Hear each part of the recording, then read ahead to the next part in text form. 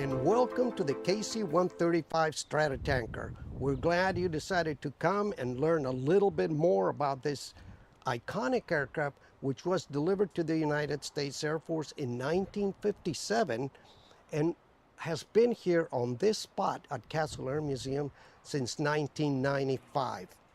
My name is Marcelo Paz, and I'm one of 5 volunteers, all Air Force veterans, who take care of this aircraft. In the next few minutes, you will meet my coworkers who will describe the main features of this aircraft, share their experience flying and maintaining this aircraft. So come on in and enjoy your visit.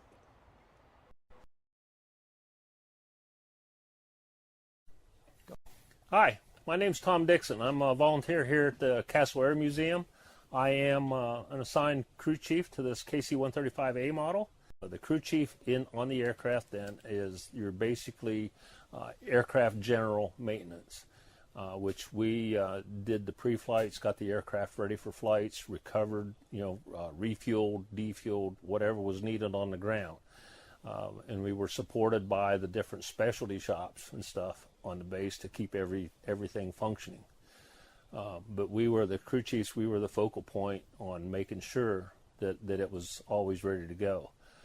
Whenever you were assigned to an aircraft, you basically went and did what the aircraft did. When it went on alert, you were up there with it. When it went on temporary duty somewhere, you went with it. You had to be the ground crew.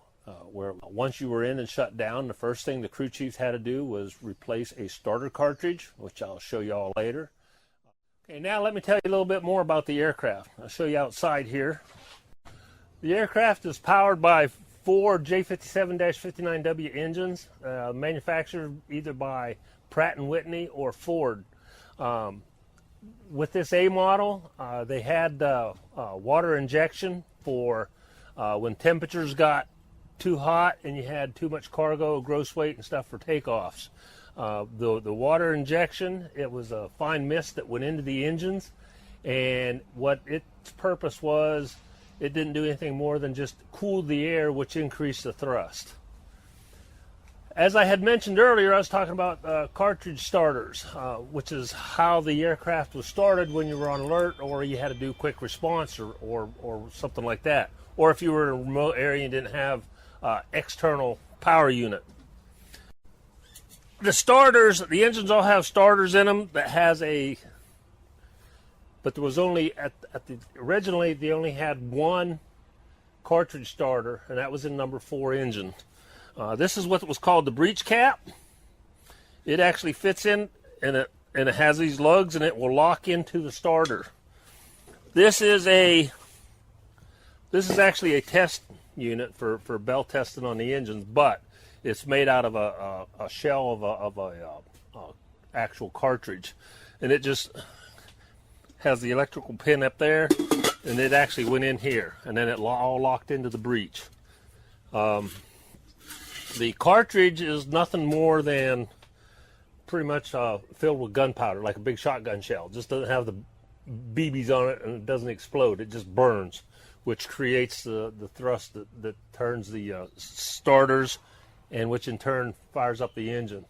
Then after they got the one engine started, they would run it up to power, and they'd use cross bleed and start the other engines.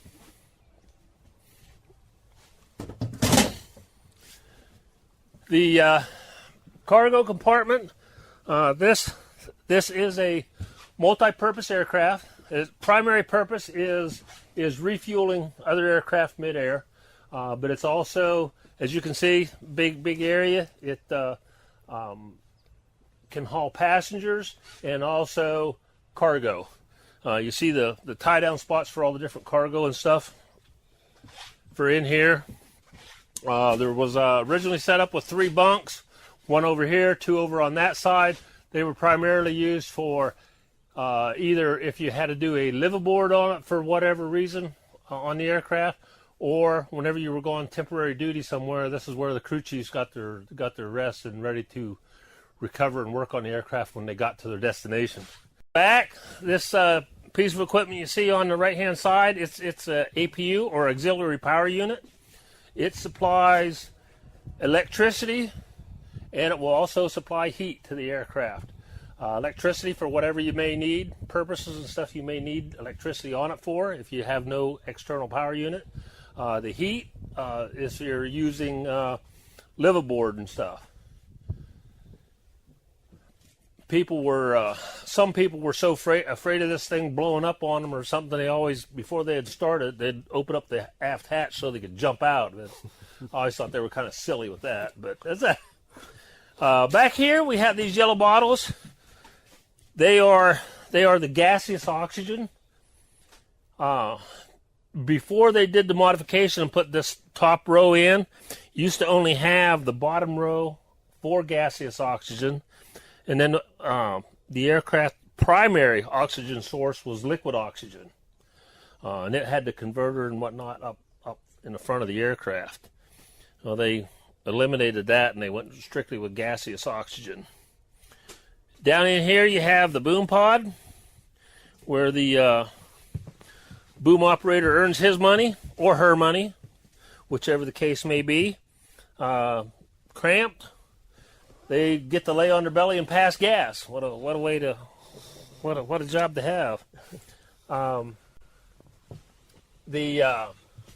Up and on the back of the aircraft here, this is where the obviously the internal part of the aircraft ends. Behind that is an upper deck tank, fuel tank.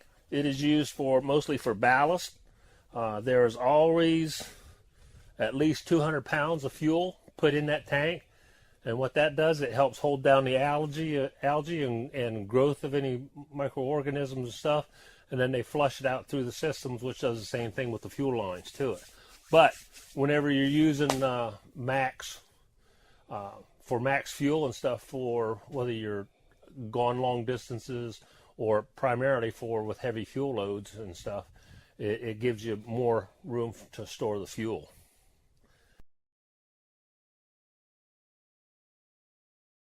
Hello, welcome to my office. My name is John Sundgren. I was a KC-135 instructor pilot here at Castle a couple different times. Really enjoyed flying the tanker and training the students. Most of my students were actually younger than the airplanes that we were training in back then. So it's a very nice airplane to fly. It's a very good airplane to fly, very safe. And this is the office of the pilot and the co-pilot. Behind us here would be the navigator's position, and the boom operator would be sitting behind us there, except when he was refueling. When he was refueling, he would go to the back of the airplane. That's the business end of the tanker, is where the boom is. So we have here the pilot's seat, the co-pilot's seat. The overhead panel is the first thing we will talk about here. This is a lot of stuff up here, but most of it, or much of it, is set before we even take off. The very top part here is the pressurization and the air conditioning controls. So those are set on the ground before we go, and that's we don't change them unless something goes wrong or we just want to make it cooler or hotter inside. Below that is the electrical panel. The aircraft has 3 generators, 4 engines, but 3 generators. So we have the power for the aircraft comes from its engines, from the generators. Below this, we have the autopilot right here, and on either side of the autopilot are our radios and our nav aids, navigation aids. And down here are the flight director controls. The flight director, each pilot has the flight director system. This is the the ADI, attitude indicator, and the HSI, which is a horizontal situation indicator. And it tells you where you are in relation to the ground by compass. So in the center, before we go any further with the flight instruments here, we'll go to the engine panel. That's these right here, the 4 engines. They are aligned here, 1, 2, 3, and 4. And when everything is running, all those gauges should pretty much be in level, and so that and it's fairly easy to see if there's an engine that's acting up, because the gauges will show you that there's something isn't right with one of the engines. Down below that is the fuel panel. Fuel panel is set up like the airplane. We have the forward body tank, the center wing tank, and an aft body tank. Then we have the wing tanks, the left and right wings, and there's a reserve tank on the outboard, and then interior tanks on the inside. With the tanker, we can actually use through our engines all of the fuel, or we can offload almost all of our fuel, depending on what the mission requires. Questions? Not at this point, Okay. but maybe you can tell us some experience you have flying this aircraft, something that you will never ever forget. Well, I was stationed in New Hampshire at Pease Air Force Base, and did one mission up there. It was a 2-tanker formation. We call it a cell. The cell would take off. The 2 tankers were going to refuel C-5 transport aircraft up over Canada. Those C-5s were on their way to Israel at the time, and they each C-5 needed a 40,000-pound offload. We got up there with the 2 tankers, hooked up with the C-5s, and the number 2 tanker, I was in the lead ship, the number 2 tanker had problems with his boom, and he couldn't do his offload. So I ended up having to refuel both C-5s. So I took an offload of 80,000 pounds of fuel, and then I very quickly had to land at Goose Bay, Labrador, so I didn't run out of fuel. So it was a good mission. We got the job done. That's what tankers do. They get the job done.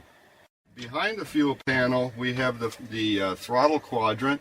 These are the throttles. They're all the way forward, which wouldn't be on the ground. They would be full back here. Below the throttles, we have the flap lever. This is the autopilot controls, and this is a stab trim control right here. The flight controls themselves, we have the yoke, which is what we use to fly. We go up, we pull back. When we need to go down, we push forward. We can go left or we can go right. And the wind's blowing out there, so it's a little stiff to make those turns. So, and then in front of us here, we have the flight director system and our airspeed and altitude instrumentations. We have a compass card here, which is a repeater. This is the main compass for the pilot. The master compass is back on the navigator station. This is the attitude indicator right here. It tells us if we're up or down, turning left or right. Either side of that, airspeed indicator here. This is the Mach indicator, and 0.9 Mach that's the limiting airspeed on this airplane. On the other side, we have our altimeter. Below that, a vertical velocity indicator tells us how fast we're going up or down, or if we're flying smooth, straight and level. Below that, starter switches for on the ground and also in flight. If we have an engine flame out, we could start it in flight or restart it in flight. The co-pilot has the same setup of instrumentation there, and co-pilots can fly it just as well as the pilot if they get enough training. So, on the sides would be the radio controls and oxygen controls there. And this has got the IFF, the Identification Friend or Foe, which is required for to operate in the positive control area above 18,000 feet. So, emergencies, engine fires. Engine fire indication would be a red light in this. This is a fuel shutoff, and it disconnects the engine from its source of fuel, and also disconnects the generator. So an engine is shut down, completely isolated from the rest of the aircraft. So that eliminates that issue if we don't need another engine. But we actually trained the crews in engine out situations, and but this is a very, very, very good airplane, very trustworthy airplane.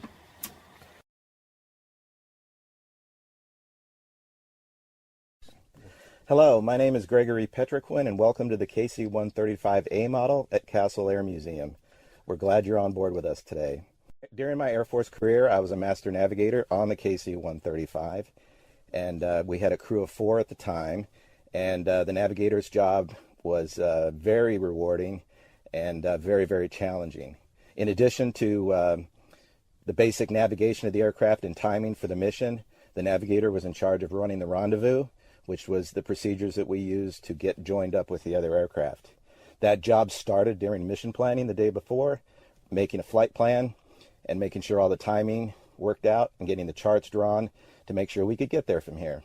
And then the next day, dealing with any conditions that are unexpected to get this aircraft to the right point in space at exactly the right time to meet our receiver aircraft. Not only was it important for us to get there on time, it was important for the receiver to get there on time also, because that receiver, we were just part of their mission. And so they may have a TOT that they had to hit to drop bombs or had some other event to get to. So we had to be there on time and on target for them to receive their fuel and continue on with their mission. What I have here in the aircraft, starting here on the left-hand side, we have fuel panel controls. We have my oxygen system. We have our panel for all our radios. And learning the radios was always a challenge because we have what we call interphone, which means this is how we talk amongst each other in the aircraft. We have communication one radio that we talk to the receiver aircraft with. We have another radio that we talk to air traffic control with. So sometimes when all 3 of those are going, it can get pretty messy. Altimeter, some of the basic flight instruments. We have an altimeter. We have a master compass. And we have a true airspeed indicator. And the ever-trusty clock. And believe it or not, we have a pencil sharpener. And I will tell you that before I started using a mechanical pencil, I used this quite a bit. And this is actually the #1 question we have when we take this aircraft to air shows. People ask us what that is. And they're kind of amazed that we use something that's so primitive, if you will. As far as the navigation aids go, I have a search radar, and I can use this search radar to fix my position on the ground, as well as I can see some weather on it, and then I can see the receiver airplanes occasionally on it, depending on how it's used. The controls for that radar are here, and then above it we've got this kind of goes along with the radar. We have a code that we can put in. Each air refueling track has a specified code.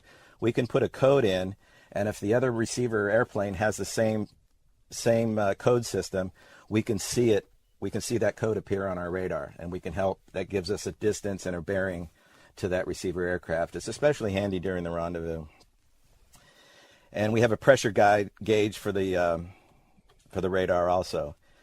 In order to be seen by air traffic control, we have to be able to have a mode 3.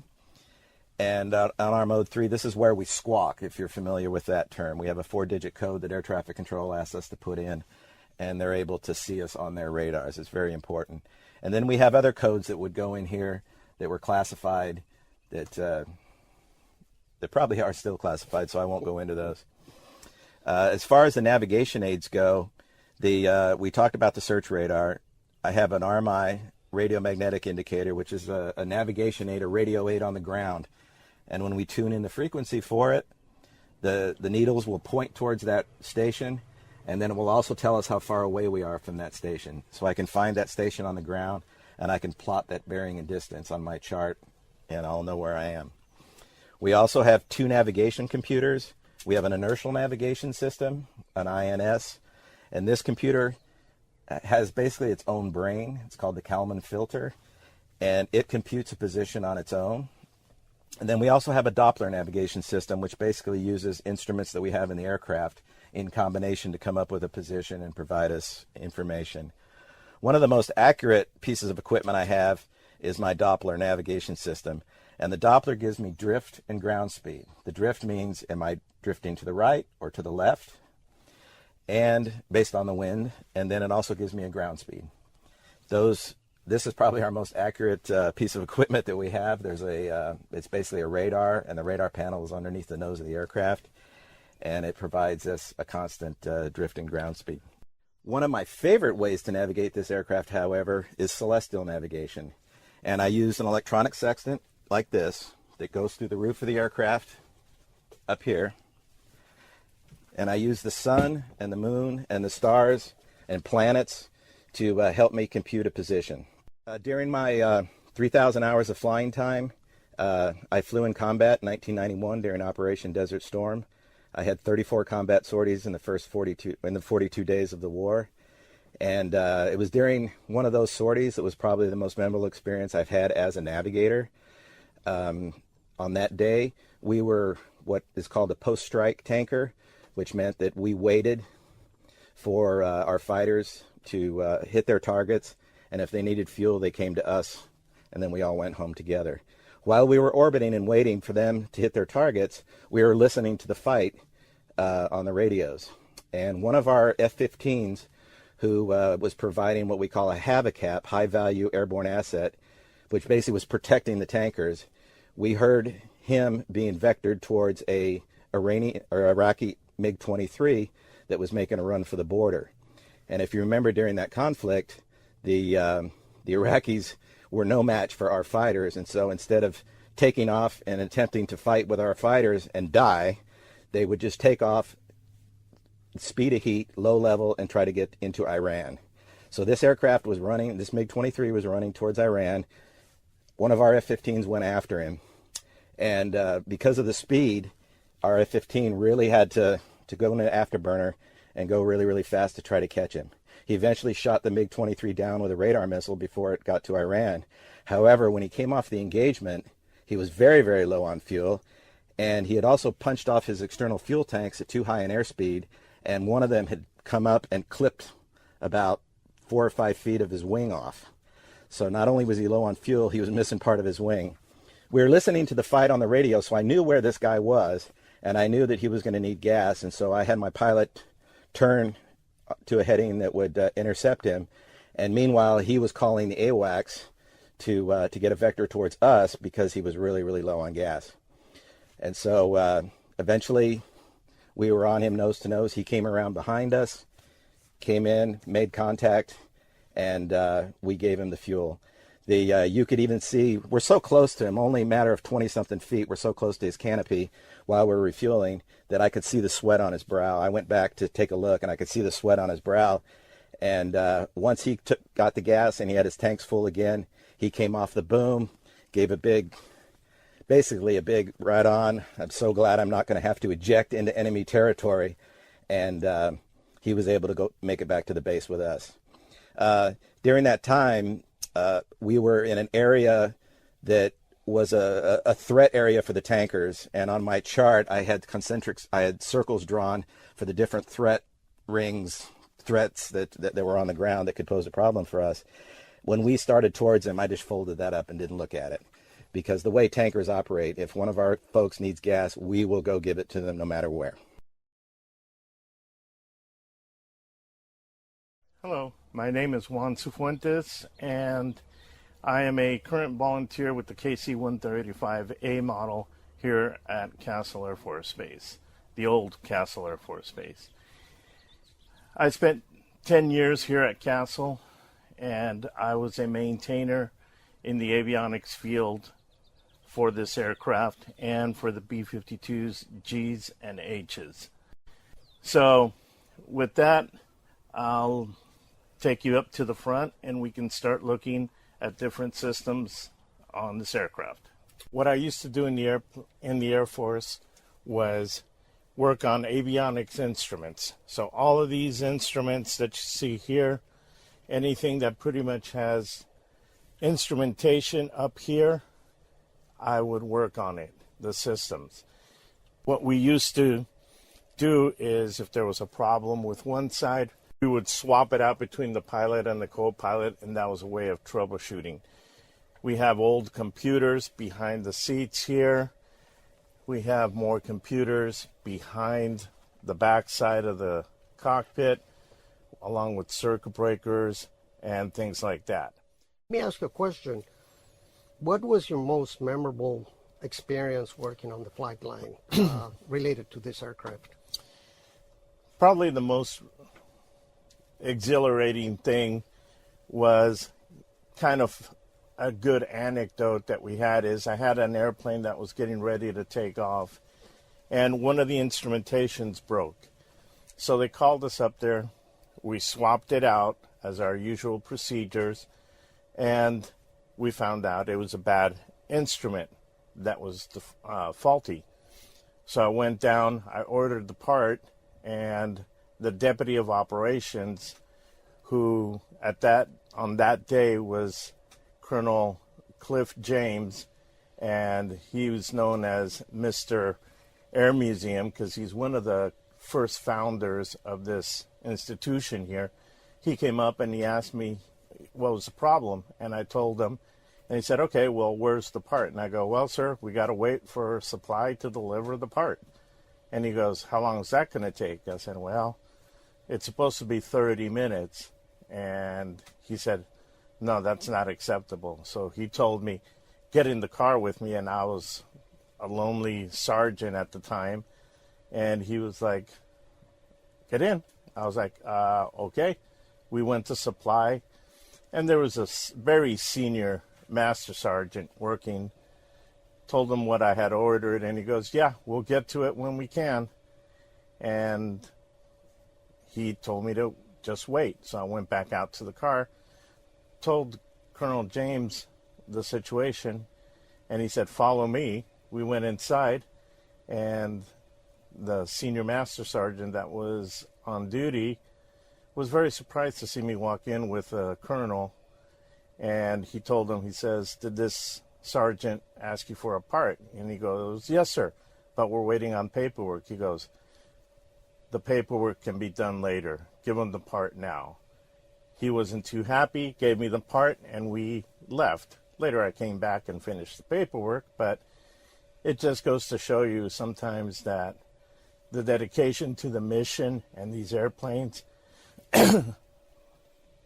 outdo any of the other bureaucracy that is in this careers. And having the support of a senior officer helps. It does. It made the aircraft still take off on time and meet its mission requirement.